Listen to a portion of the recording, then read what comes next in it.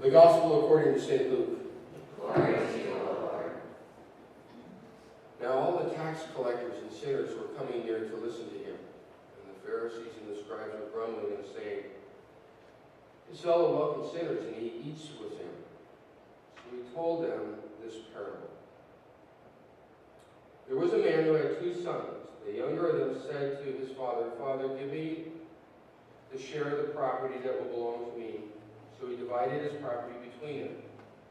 A few days later, the younger son gathered all he had and traveled to a distant country. And there he squandered his property in desolate living. When he had spent everything, a severe famine took place throughout that country, and he began to be in need. So he went and hired himself out to one of the citizens of that country, who sent him to the fields to feed the pigs. He would gladly have filled himself with the pods that the pigs were eating, and no one gave him anything. But when he came to himself, he said, "How many of my father's hired hands have bread enough and to spare, and here I am dying of hunger? I will get up, I will go to my father, and I will say, 'Father, I have sinned against heaven and before you. I am no longer worthy to be called your son. Treat me like one of your hired hands.' So he set off, and he went to his father. But while he was still far off, his father saw him and was filled with compassion. He ran and put his arms around him and kissed him.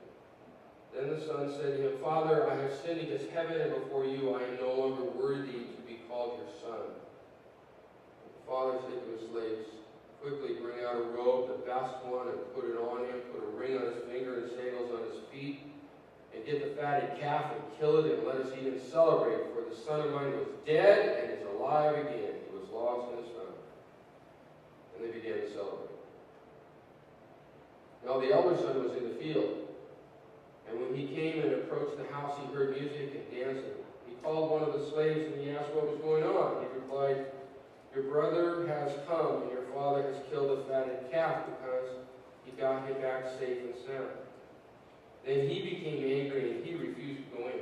His father came out and began to plead with him, but he answered his father, 'Listen, all these years I have been working like a slave for you, and I have never disobeyed your command, and you have never given me even a young goat so that I might celebrate with my friends. But when the son of yours came back, who has devoured your property with prostitutes, you killed the fatted calf for him.' And the father said to him, 'Son, you are always with me, and all that is mine is yours.' But we had to celebrate and rejoice, because this brother of yours was dead, and he has come to life. He was lost, and he has been found." The Gospel of the Lord. Praise to you, O Christ. Please be seated. God is good. All the time. All the time. God is good. Amen. God is good.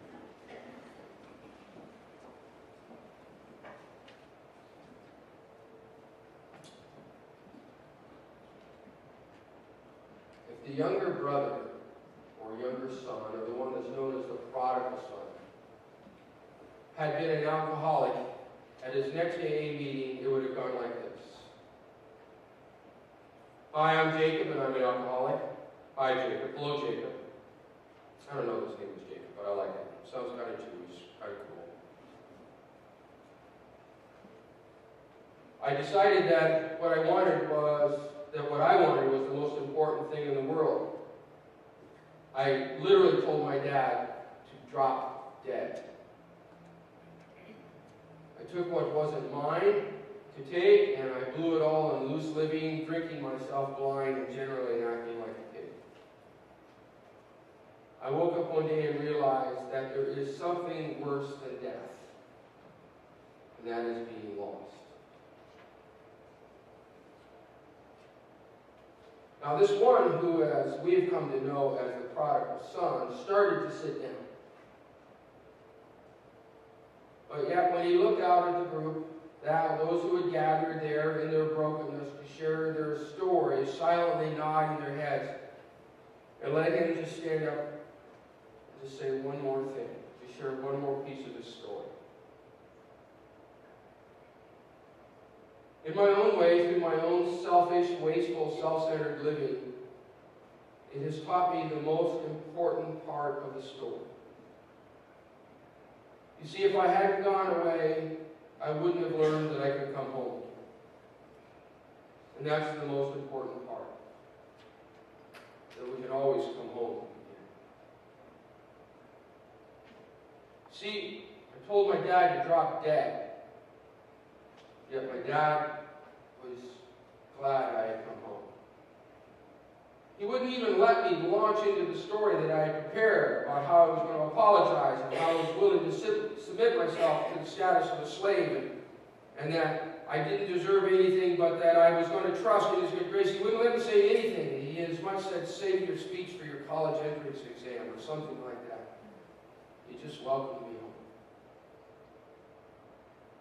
And with that, the prodigal sat down. Now, as a pastor, I am always intrigued by the stories that people choose to tell about their own life. The stories that they choose to tell that contextualize their story, that give it meaning, that help them understand where they are somehow in the economy of something that is greater than them. I find it fascinating, the stories that we choose to tell about our life. Those encounters with our past that C.S. Lewis proved to be a prophet over. If Satan cannot bind us by our sin, he will bind us by the effect of our sin, which of course is guilt, are often the things that make us cringe. I mean, it's kind of like, ask any pastor, go ahead, look at sermons you preached 10 years ago, how do you feel about it? And generally, they will cringe. Can't believe I said that. Really? I did that? But I'm not talking about that so much. That's really not so much what this is about. I'm not speaking about those moments of embarrassment. I find myself curiously impressed by what people choose to remember that in the economy of their life they share that helps them find meaning and understanding and a sense of greater purpose. Why are some memories more formative in the shaping of our identity than others? Why is it critical for an alcoholic to begin to say, hi, I'm Tom, I'm an addict. Hi, Tom. What is critical about always keeping that piece at the front of the story? What is the salient piece that without that, none of the rest of this is going to make one bit of sense? For the disciple of Jesus, what is equally critical is the stories our Lord tells that help us understand who we are. There's really two sets of stories we need to listen to. And the person of faith learns to contextualize their stories and that of the stories of faith.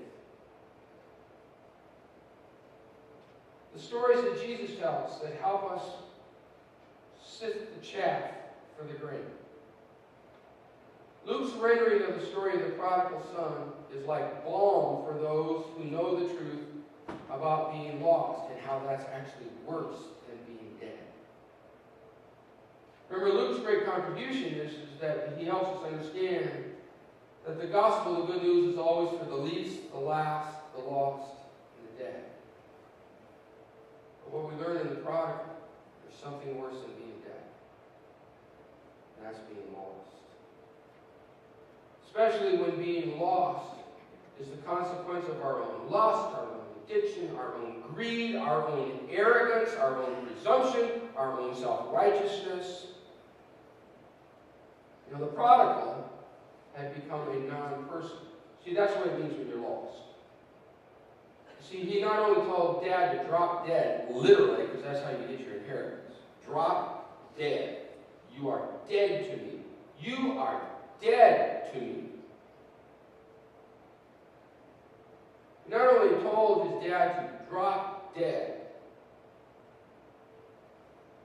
but in fact, what we learn is, in that story, that's the precursor to being lost. It's the loss of relationships that helps us understand who we are. Behind every one of the parables that we find in the Gospel of Luke is Luke saying one thing. Pay attention. This is what God is like. What? Pay attention. This is what God is like. behind every one of Jesus' parables is this one critical line of understanding. Pay attention. This is what God is like. God is like the Father who says, you can never, ever be so lost that you will not be welcome at home. That in fact, you won't be invited to the party. In fact, that you won't be made a guest of honor. It just flies in the face, this scandalous order of things.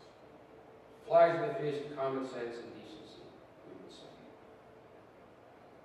Nowhere should this be more relevant than for the Pharisees who began the text. They were quoted. It was the Pharisees who began by gossiping. Off to the side. The Pharisees are off to the side. Look at this guy. He eats with sinners. He welcomes them. This piece of gossip becomes, in fact, the entree into the story where we find out how the lost, in fact, come home. Because you see, as peculiar as it might sound, it is my experience that gossip often reveals a hope. Gossip is often the language, albeit the most destructive kind of language, albeit the most awful, despicable kind of language. And in fact, Luther said there are particular consequences for people who persist in gossip. It's taking people's lives. It's a breaking of the Fifth Commandment. It's killing people slowly by your own self-righteousness.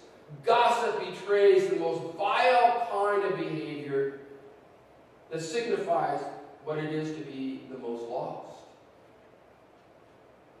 Curiously,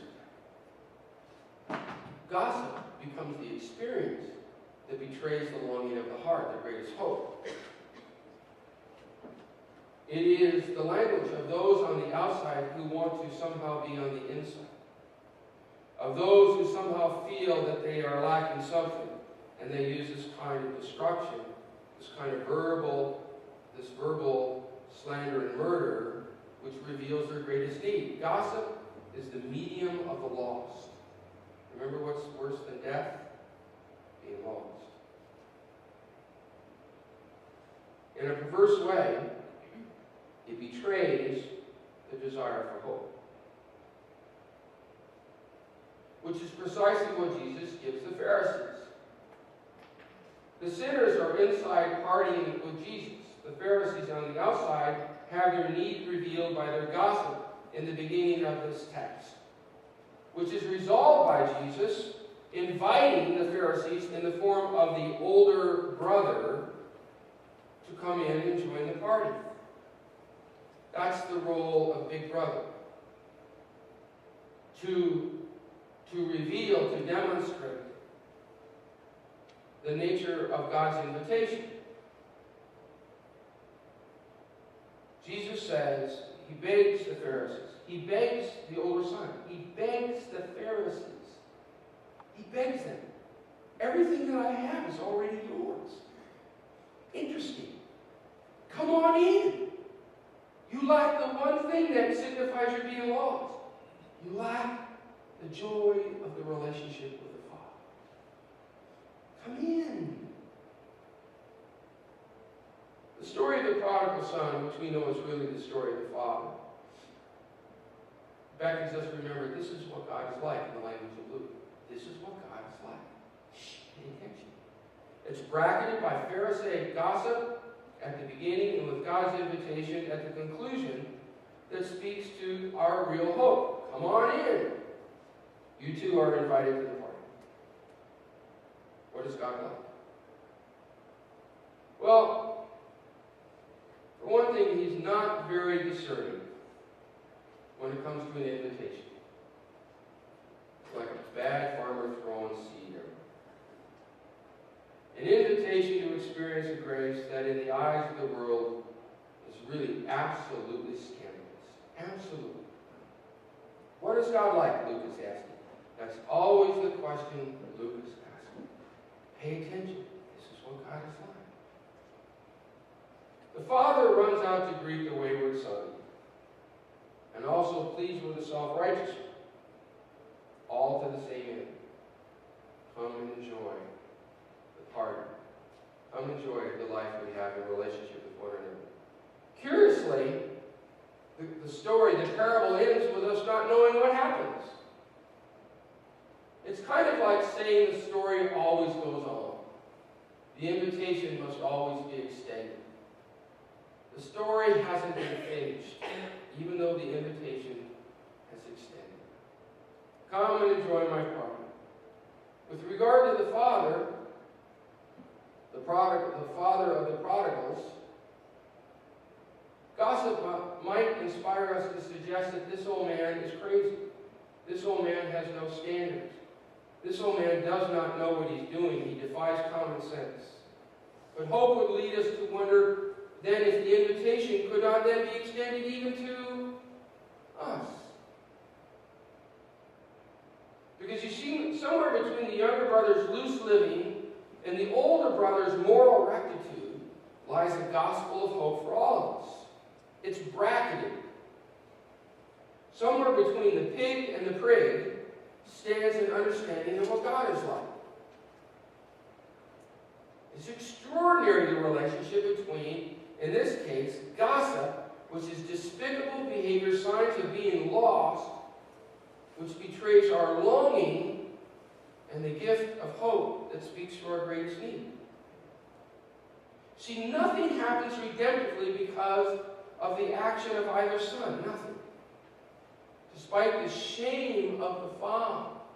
I mean, he was told by one to drop dead, and by the other who has no sense of justice. His joy is still for both to join the banquet. Both were lost. In between, we should find our story.